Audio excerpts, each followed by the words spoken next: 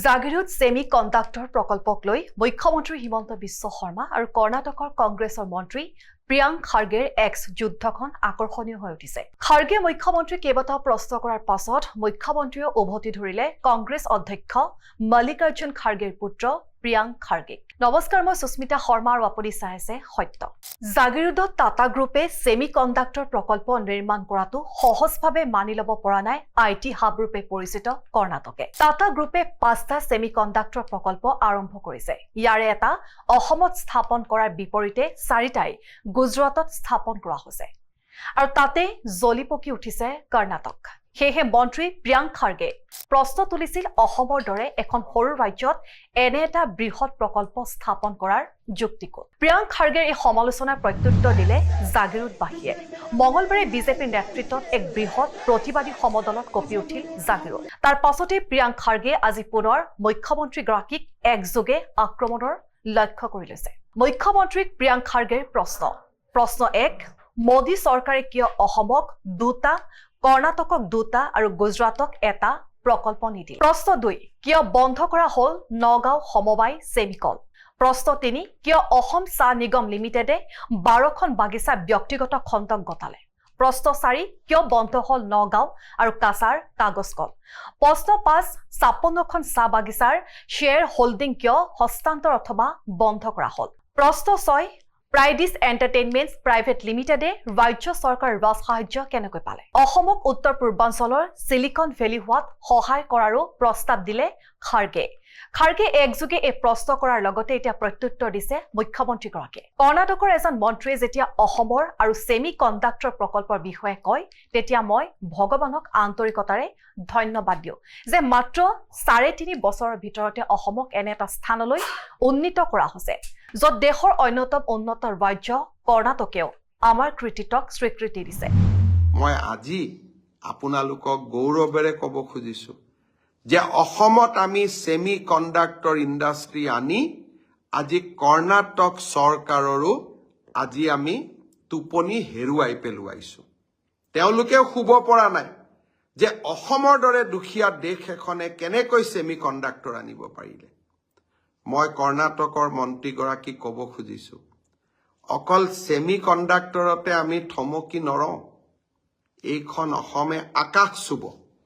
আপুনি বিচাৰিলেও চুব, আপুনি নিবিচাৰিলেও চুব। মুখ্যমন্ত্ৰীয়ে ক'লে, মই সঠিক পথত আছো। কৰ্ণাটকৰ মন্ত্ৰীগৰাকীৰ হতাশাই, কংগ্ৰেছৰ ৰাষ্ট্ৰীয় অধ্যক্ষগৰাকীৰ হতাশাই, তেওঁৰ পুত্ৰৰ হতাশাই মোক আকৌ এবাৰ কৰবাত নহয় কৰবাত আত্মবিশ্বাসী কৰি তুলিলে। মই বুজি পালো যে মই ঠিক ৰাস্তা দি গৈ আছো।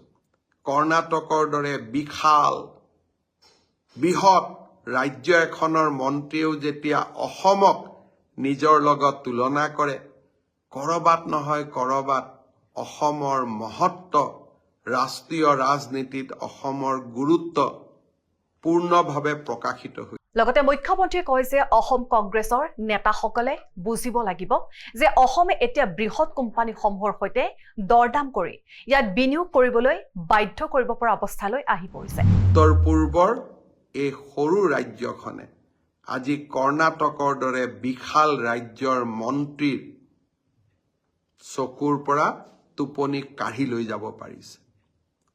কংগ্ৰেছ দলৰ সদস্যসকলক অনুৰোধ কৰিম, অলপমান ৰাজ্যখনৰ বাবে আপোনালোকেও কৰবাত গৌৰৱ অনুভৱ কৰক।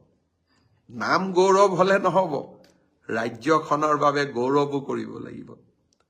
আপোনালোকে কৰবাত নহয় কৰবাত কৰ্ণাটকৰ সেই মন্ত্ৰীগৰাকীক উত্তৰ দিয়ক যে অসমৰ ভৱিষ্যত এতিয়া আৰু কোনেও ধৰি ৰাখিব নোৱাৰে।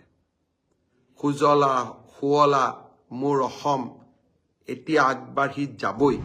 ইফালে সাংসদ গৌৰৱ গগৈয়ে ছেমি কণ্ডাক্টৰ প্ৰকল্প সমৰ্থন কৰিছে যদিও তেওঁ ৰাখিলে আন এক দাবী, কেৱল 4ৰ্থ বৰ্গৰ পদতে কিয় সঞ্চালককে ধৰি সকলো শীৰ্ষ পদতে মকৰল কৰক যোগ্য অসমীয়া প্ৰাৰ্থী। যে গোটেই মাটিটো টাটা কোম্পানীক দিছে, তাৰ বিপৰীতে টাটা কোম্পানীয়ে ওপৰত কিবা টাৰ্মছ কণ্ডিশ্যন বান্ধি ৰাখিছেনে যে ইয়াত প্ৰত্যেক বৰ্গত একদম মানে 4ৰ্থ বৰ্গৰ পৰা একদম ওপৰলৈকে ইয়াত খালি অসমীয়া মানুহে সংস্থাপিত হ'ব অসমীয়াৰ বাবে চিন্তা কৰে মই দাবী জনাইছোঁ যে তলততো আমাৰ অসমীয়া মানুহবোৰ পাবই ড্ৰাইভাৰ গাৰ্ড সেইবোৰ চব একদম চতুৰ্থ বৰ্গৰ চাকৰিবোৰতো আমাৰ অসমীয়া থলুৱা মানুহ স্থানীয় মানুহবোৰ পাবই কিন্তু ইঞ্জিনিয়াৰসকল মধ্যম বৰ্গৰ মানুহ চিনিয়ৰ মেনেজাৰ আৰু উচ্চতম ডিৰেক্টৰ বোৰ্ড তাৰ ওপৰত অসমীয়া মানুহে যে প্ৰাথমিকতা পাব লাগে তাৰ বাবে বৰ্তমান চৰকাৰে কি টাৰ্মছ এণ্ড কণ্ডিশ্যন দিছে মই জনাইছোঁ মোৰ ফালৰ পৰা